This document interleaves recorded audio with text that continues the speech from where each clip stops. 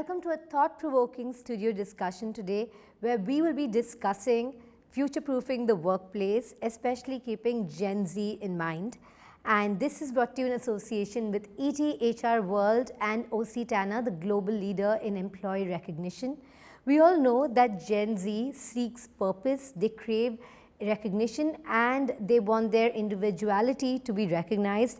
And through the course of the conversation today, we will be discussing how we can onboard Gen Z, recognize them for their achievements, and also help them develop their careers while being in tandem with the organizational core values that resonate with them personally.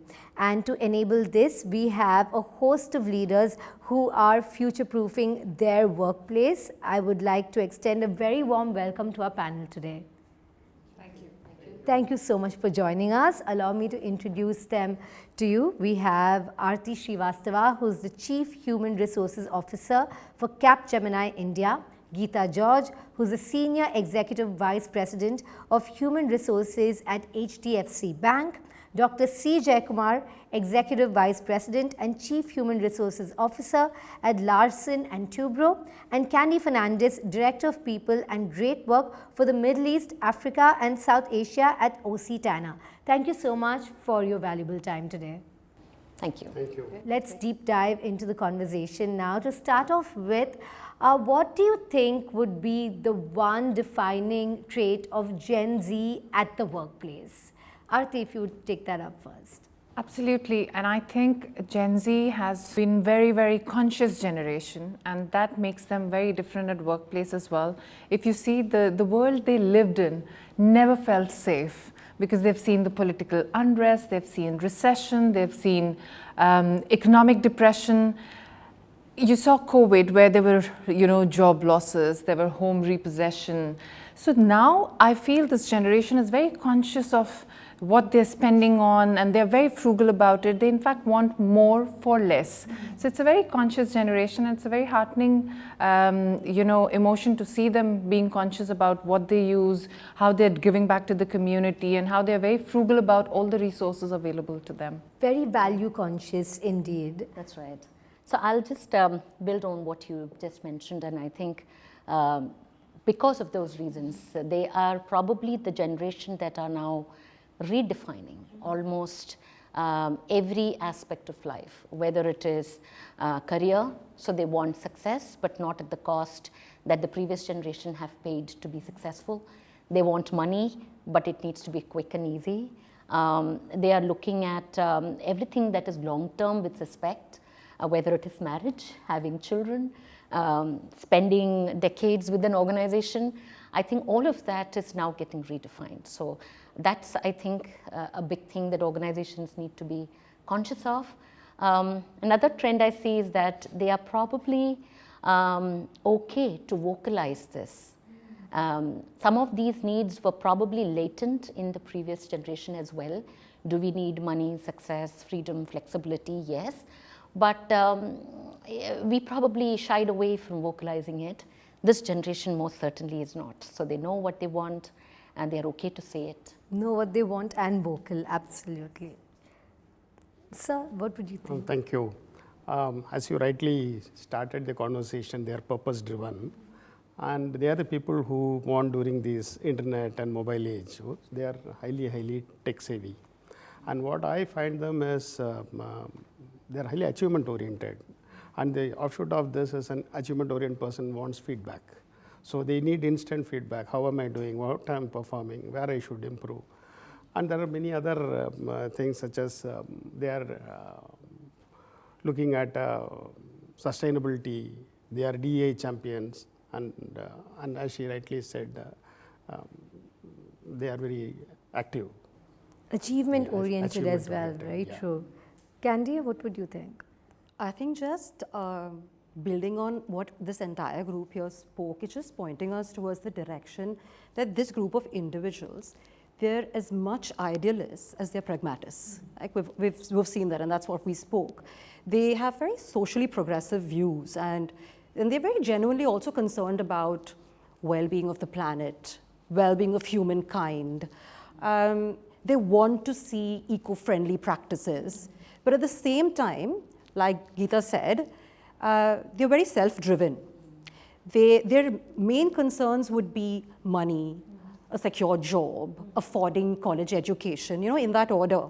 And that's pointing them towards having a very pragmatic mindset that's focused on their personal well-being and financial stability. So, and I've noticed this, when choosing an organization or when choosing a brand, they want to transcend beyond marketing buzzwords and know that these brands and organizations are contributing towards the society. Adding to that, they can also take a lot of risk.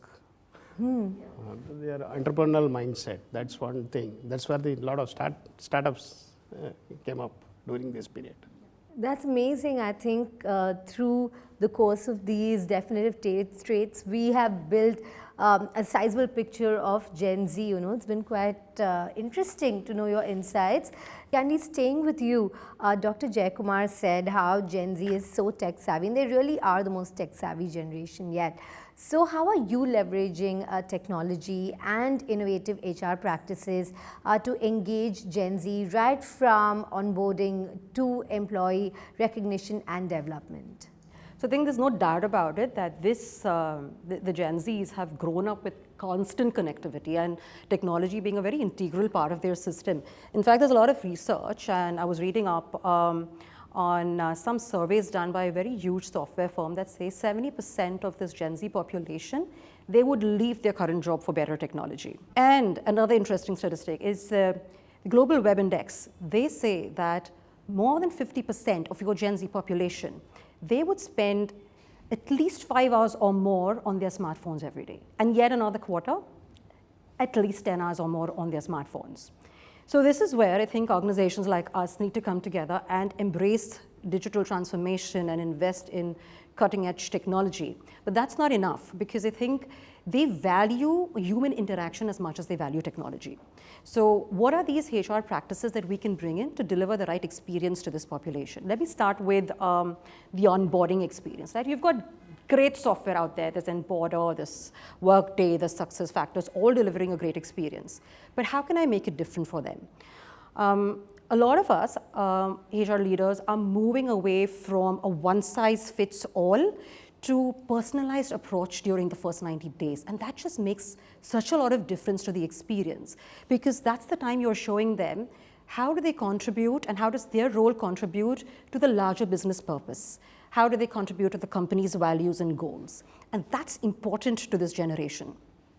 A couple of other things that I'll maybe dwell on that are really important for the Gen Zs. One is their own personal growth, so investing in learning. Now again, it's important that you integrate the right technology, and there's Bridge, there's LinkedIn Learning, there's Udemy, there's a lot of online software that you can use. But bringing learning to meet the need of Gen Z is also ensuring that you have other avenues of learning with exposure to leadership through coaching, mentoring, job shadowing, a number of other areas that you can just bring them together with the different facets of business, so they understand how it all comes together and how, since they're also purpose-driven, how are they serving that purpose? That's important to them. The second thing I've noticed is of paramount significance to them is their own well-being. So again, organizations are moving away from just a one focus on health and physical health and mental well-being to a very holistic approach towards well-being. So you need to introduce this social well-being, financial well-being, and again, of course, have the right technology to enable that. These are just 2 or 3 areas, but there's a lot more you can do with types of communication or collaboration tools, reaching down to the last mile employee. I think all that comes together in just delivering the right experience for this group. It's heartening to see how Gen Z, unlike previous generations that only wanted to serve organizations that were taught that way, actually also want to serve their own sense of purpose. That's great to see indeed. Let me take that across to you, Aarti. How do you think technology can be leveraged to engage Gen Z better? I think there are 2 parts of it, Shilpa, and Candy rightly mentioned.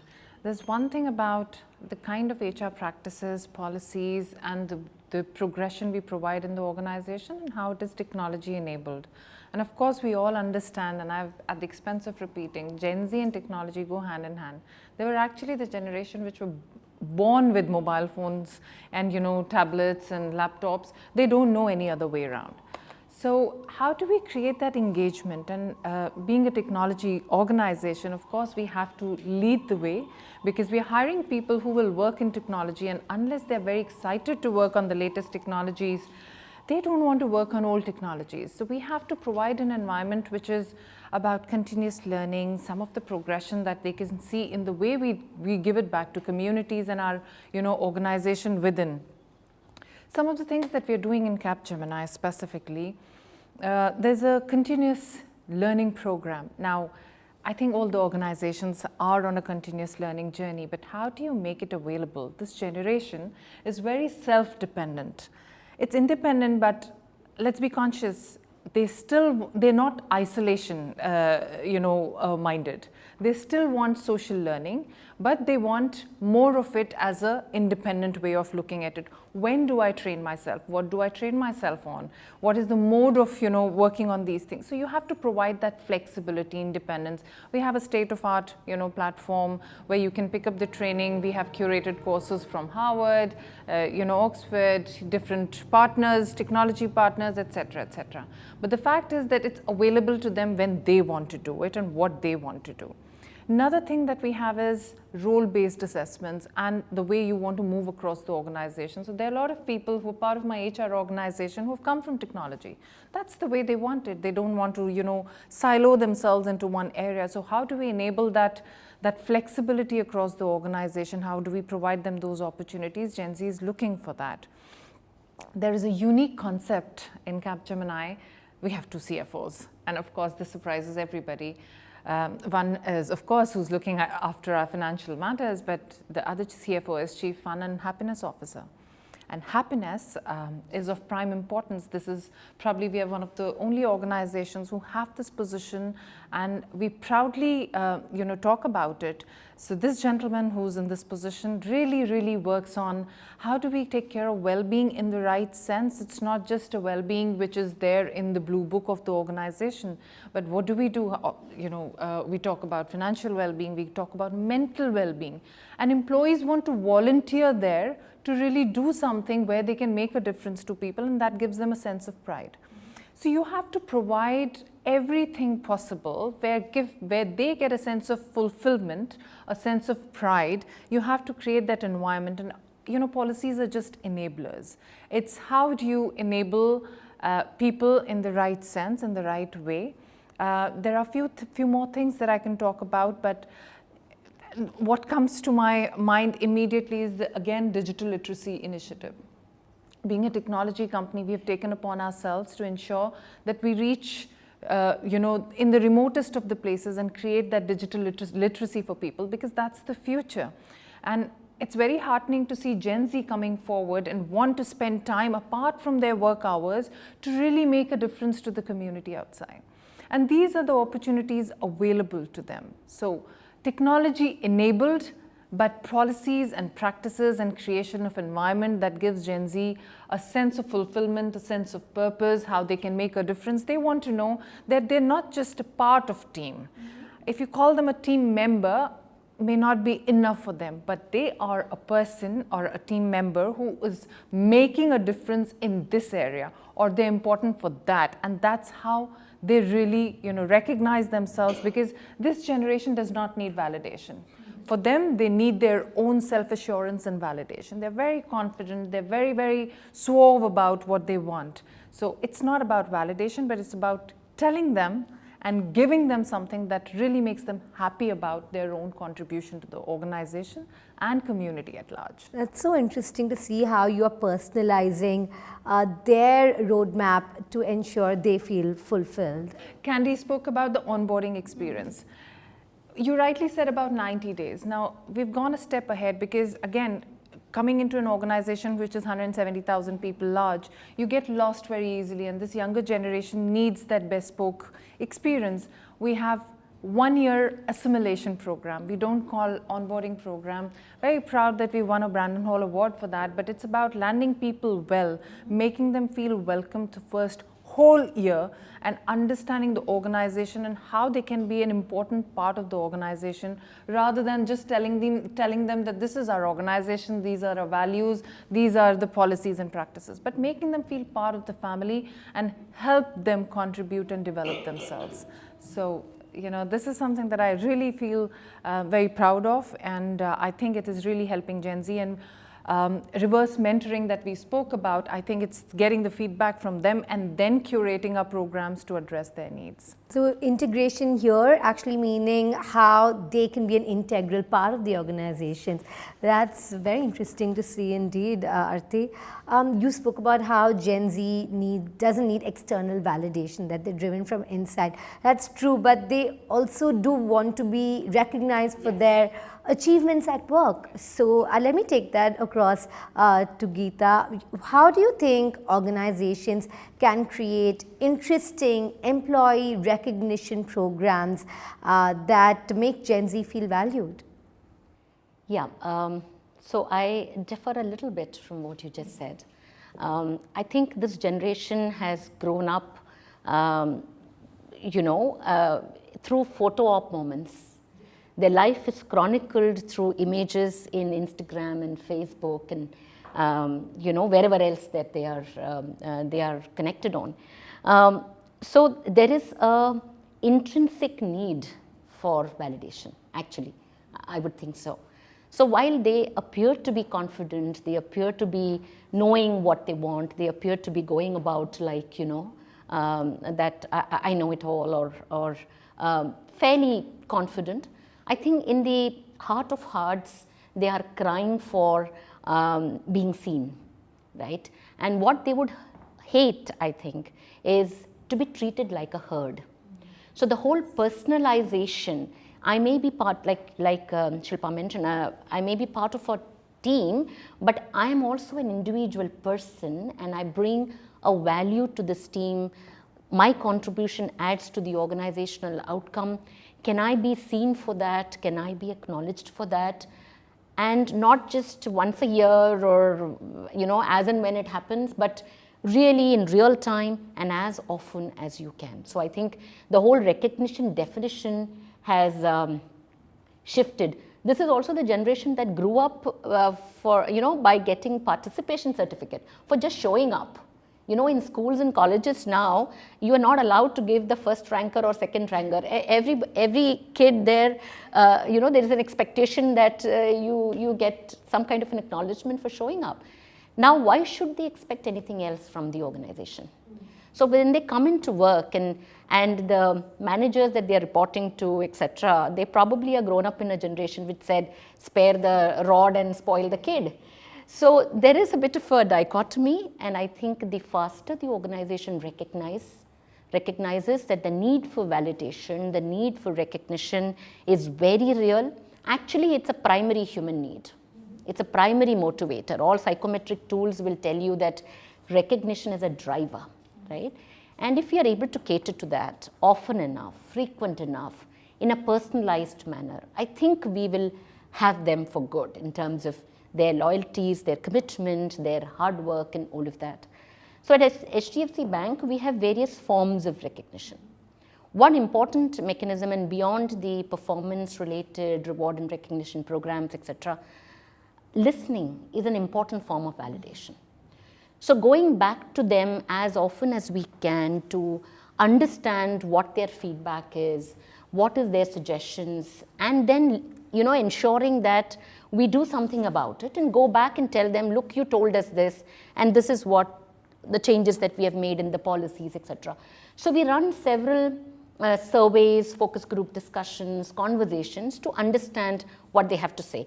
And that's an important mechanism by which we are acknowledging that their voice matters and what they have to say, opinions matter, and we can do something about that. Of course, we have allyship cards, thank you cards, wow cards, and these kind of peer-to-peer recognition programs, which are also instant and I would say, immediate.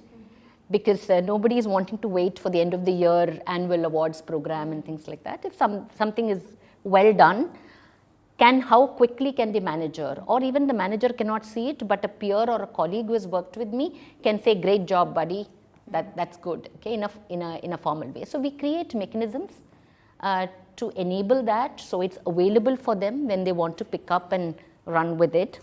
I would also say that recognizing talent early and giving them a pathway in terms of growth is also another form of recognition. So we have fairly robust talent management practices that identifies talent early and gives them avenues to develop and grow so that they can move into the leadership journey fast enough.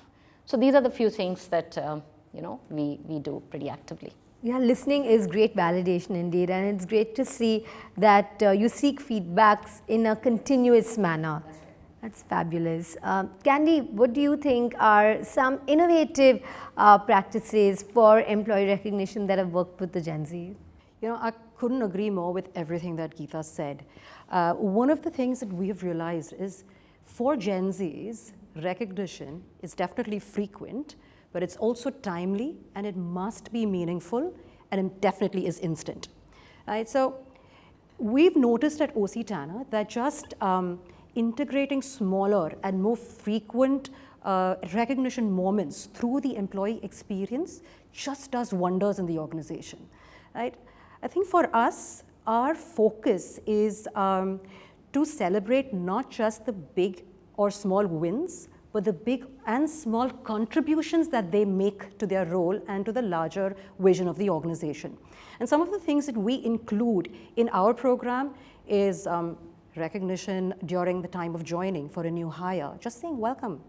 Recognition for daily small effort, teamwork, definitely above and beyond recognition, right, for larger project goals. One that's gaining momentum, and it's highly appreciated within our group, is recognition for skill building, for contributing to special projects. Then you have the usual, the work anniversaries, milestones, company achievements, industry holidays. But I think all that put together is able to integrate recognition into the fabric of the organization. And we have a lot of research that validates that highly integrated recognition can have a very powerful impact on socially positive outcomes. It increases high engagement by over 700% and thriving culture by over 600%.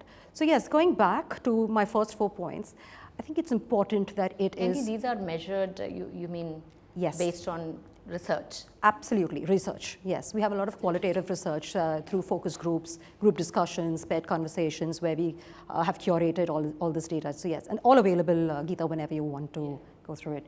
But yeah, so going back to my first 4 points, I think it's important that it's frequent, timely, meaningful, and intentional. Well, absolutely. When it's woven into the fabric of the organization, I think that makes for some happy employees, which of course results in a very happy workplace indeed.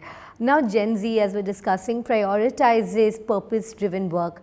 How can employers make sure that they create a brand that fosters a sense of belonging and also resonates with Gen Z values? So I'd like to take this across to you. Thank you, Shilpa. As you know, L&T is a 80-year-old organization, and we are predominantly into EPC business. EPC means engineering, procurement, construction, then into services. So most of the iconic projects, if you look at whether it is the tallest statue, longest bridge, biggest caravan, anything, biggest stadium, world's largest stadium, all those things are constructed by, including most of the airports if you see. Why I said this, it gives a sense of pride and purpose for the employee. When he says that this is the largest stadium is constructed by me, the tallest statue is constructed by me. It is not only for the employee, it is for his son, his wife, his parents. Everybody feels very proud that my son was associated, my husband was associated. That is one way. It gives a lot of sense of purpose and pride to the employees when you work for a company which is a nation builder. Next, subsequently, what happens, as we were talking about some of the, where the Gen Zs are interested in technology. So though EPC is a brick and mortar company, we were transformed into a technology-based company. We have introduced a lot of new technologies, including 1+1 story building is constructed by 3D printing. In Bangalore, many of the post offices are done by 3D printing. We use AR, VR.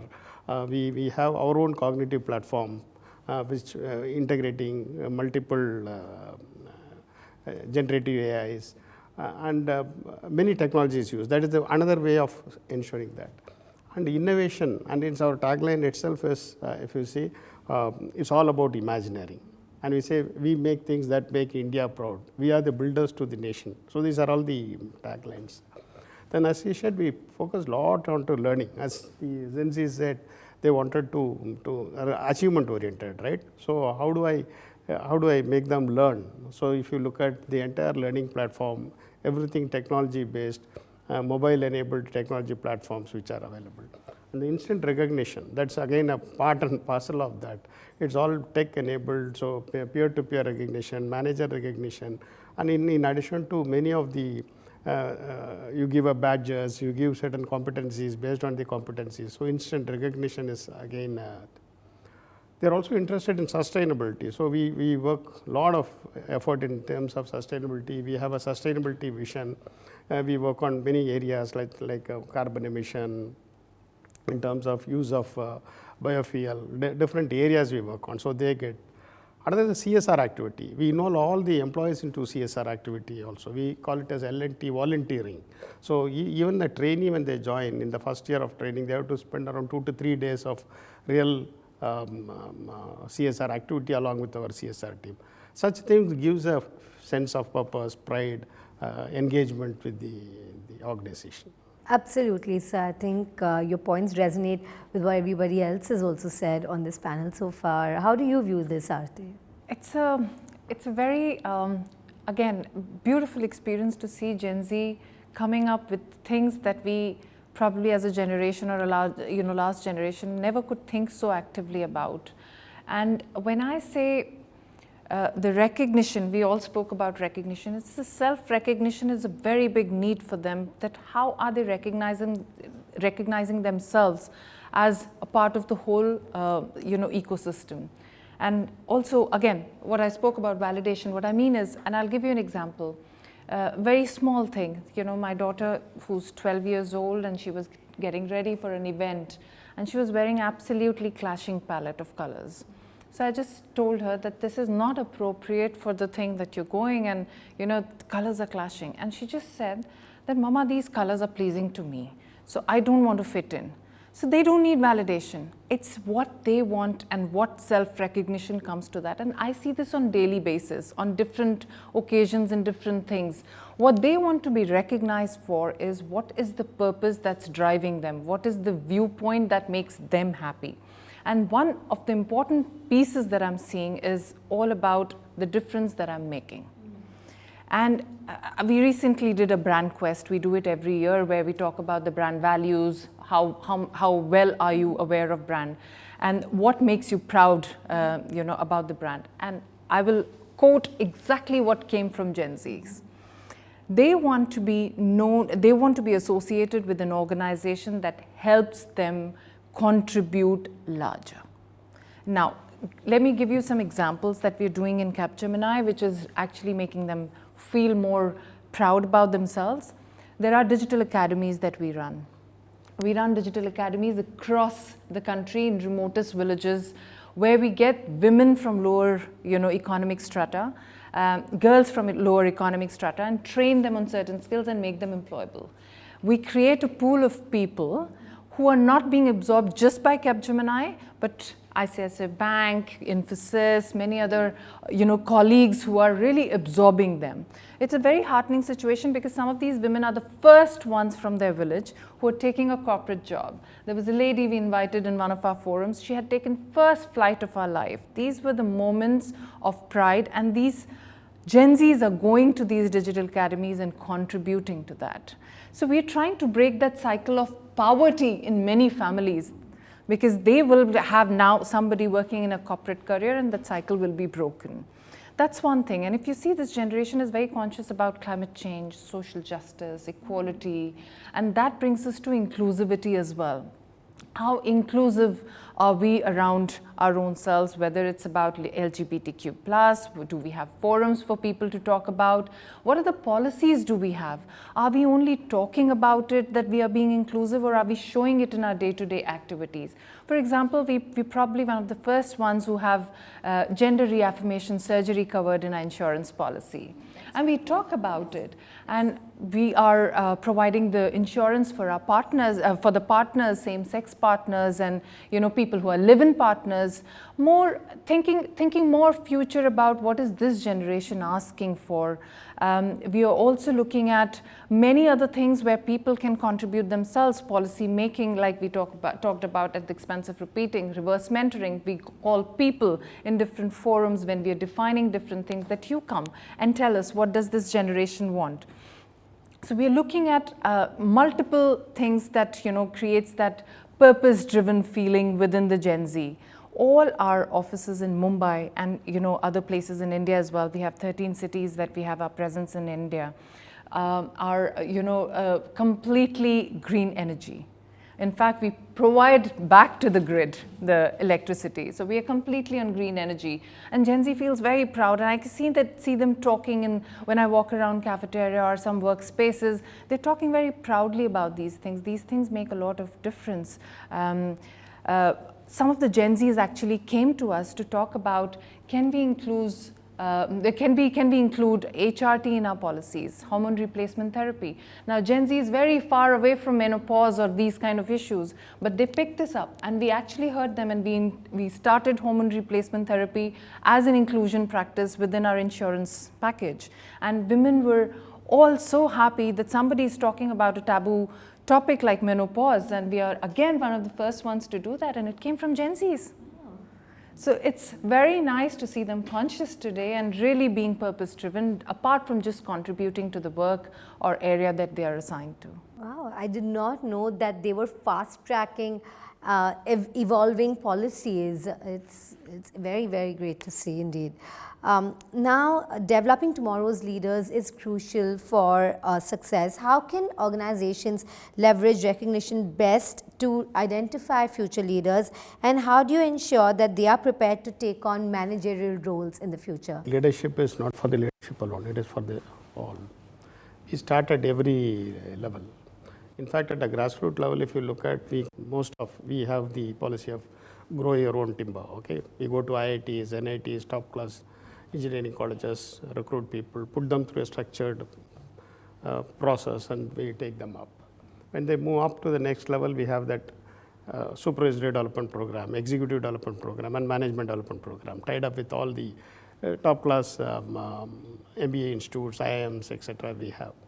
Once they go to the managerial, we have a 7-step leadership program, which we send them to we have a tie-up with educational institutes. I have a 2-year MBA program with IIM Ahmedabad, I with SP Jain, IFMR, and we have a 16-month program with XLRI. So a lot of these people, they get a lot of learning opportunities because they join as an engineer. Subsequently, they wanted to upgrade themselves in a managerial thing. We have that.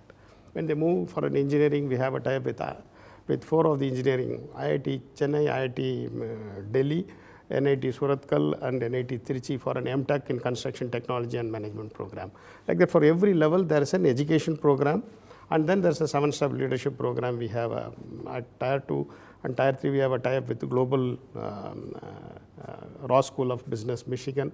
Then we have with INSEAD, then we have with Harvard Business School. At each level, when they move, they have a next level of program.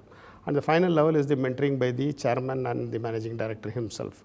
So today, when I look at the leadership pipeline at the top, who are there, 1, 2, 3 layers, these people have moved through the ranks. So most of them people, if you see, will be 25 years, 30 years, 35 years experience in the company, grown in the organization. Of late, we have put a lot of focus on digital learning. If you name many of the platforms, whether it is Coursera, Skillsoft, Percipio, you name anything, everything is available and mobile enabled. And now these platforms have come up with a lot of AI and innovative things, including a coaching bot, a pair where you can create your own modules, where you can clarify doubts, have an assessment on your own. So all those things are available at And to attract the GNIs, we gamified most of the things. We have the leaderboard, we have awards, we have the badges given, etc. So it is a holistic process. Then we also do a very structured process of, we have a talent council.